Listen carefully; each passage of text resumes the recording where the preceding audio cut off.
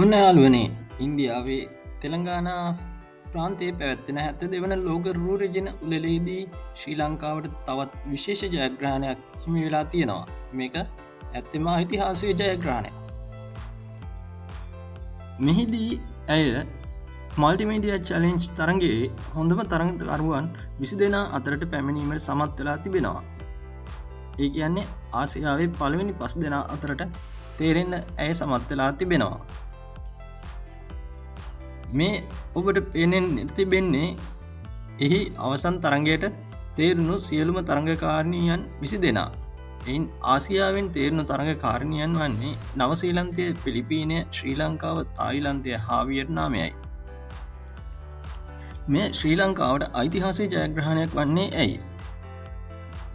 එය talent challenge, head ටු head challenge සහ multimedia challenge යන තරගිසව් තුනෙහිම අවසන් 20 දෙනා අතරට පිවිසුණු ඉතිහාසයේ ප්‍රථම අවස්ථාව මේ වන නිසාවෙන්. මීට පෙර කිසිදු තරඟකාරණයක් ශ්‍රී ලංකාවෙන් එවැනි දස්කමක් දක්වා තිබුණේ නෑ. මෙම තරගය පුරාවට ඉන්ස්ටාග්‍රෑම්හි පළ කිරීම්, නිල මිස් වර්ල්ඩ් ඇප් සහ ඔවුන්ගේ ෆේස්බුක් පේජ් ඇතුළුව ඔවුන්ගේ සමාජ මාධ්‍ය ක්‍රියාකාරකම් ඉතා ප්‍රවේශමෙන් නිරීක්ෂණය කරගෙන බෙදාගත් අන්තර්ගතයේ සුවිශේෂී ගුණාත්මක භාවය සැලකිල්ලටගෙන සෑම මහත් වේගින්ම ඉහළම අවසන් තරඟකරුවන් 5 දෙනා තෝරා ගැනීම සිදු වී තිබෙනවා.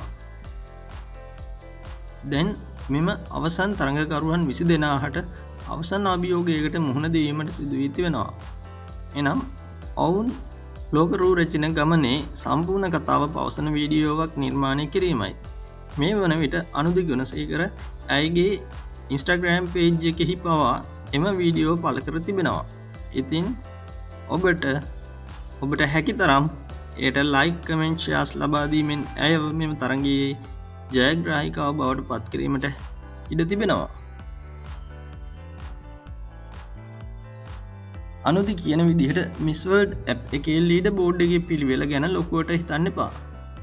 ඒ කියන්නේ ලීඩර් බෝඩ් එකේ එක වුණා කියලා මල්ටිමීඩියා චැලෙන්ජ් එකේ ජයග්‍රාහිකාව වෙන්නේ නැහැ. ඒ රටවලින් එයාලට දක්වන සහයෝගය කොහොමද කියන එක වැඩිපුරම බලනවා. එතකොට තෙලංගානා ප්‍රමෝට් කරන විදිහත් බලනවා. ඒ වගේම Facebook, Insta එකේ කොහොමද අනුදිට සපෝට් කරන්න කියලාත් බලනවා. ඒ නිසා ලීඩර් බෝඩ් එකේ එක නොවුනට අනුදිට මල්ටිමීඩියා චැලෙන්ජ් එකේ ජයග්‍රහණය කරන්න පුළුවන් අපි හැමෝගෙම උදව්වෙන්.